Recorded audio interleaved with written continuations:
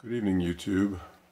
Hey, I wanted to share an experience I've been having with this Rheem hybrid heat pump hot water heater.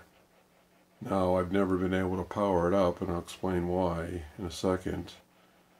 First of all, this is a new style of heat pump. It's a hybrid. So basically, it just takes the ambient air and then sucks it down and compresses that and heats your water in a hybrid mode.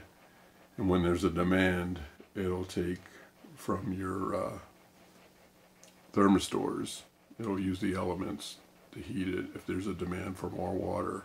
But in the hybrid mode, it should be able to take the ambient air, compress it, and then the byproduct of that is dehumidified air, which is like cooler air. Anyways, what I was getting back to is that I never powered this up because the reason why it was never powered up because it was leaking from the covet covers. That's where your see if I can get a better shot for you here. Finger out of the way. Those are those covet covers. That's where the thermistor, the element, the control panel, the ECO, the reset button. There's two of them. I don't know if you can get a picture of two of them down there, but both of those were leaking as I was filling up the tank after I hooked up all my lines. I had some leaks I was having to deal with, as well as just making sure everything was looking okay as far as the lines holding together. Anyways, I've learned a lot since then, and as well as these covers leaking, contacted a Rheem analyst technician the following day, shot him a couple pictures, talked to him, and he said that you have a defective unit, meaning the internal core, the reservoir that holds the water, the seal is leaking past that into the electrical components, the thermistor, the control panel. So that was kind of disheartening to hear. Anyways, after dealing with this for close to over a week now with no hot water, Rheem is going to deliver on their reputation, and they're going to pay for a licensed plumber to come out to replace this unit with a new unit that I ordered from the same company that I purchased this unit from. Anyways, if any of you guys have this experience, Rheem should follow through and do what is right. And if they are claiming to be a reputable company, they will do what is right.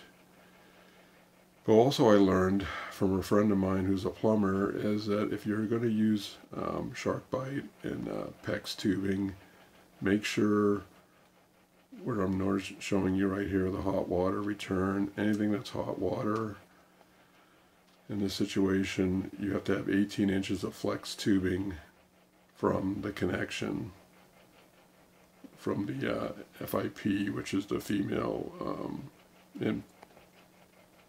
and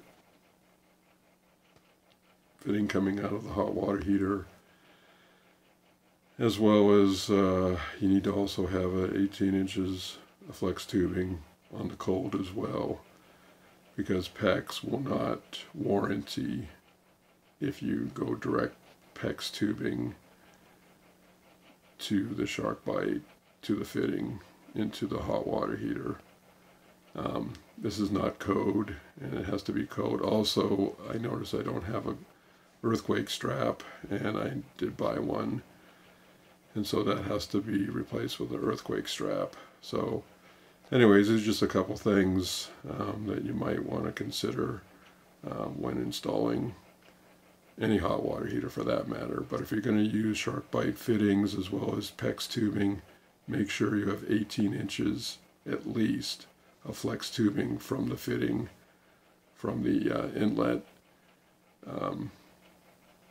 the cold water going in, and then the outlet from the hot water going out, a flex tubing, before you can add your PEX to it.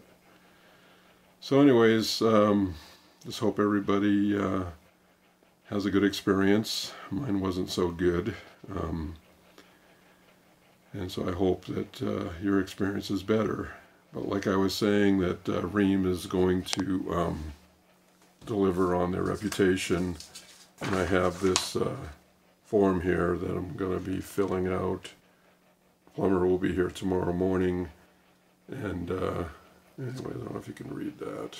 Let's see if I can get a better shot of that. This is the warranty claim submittal instructions.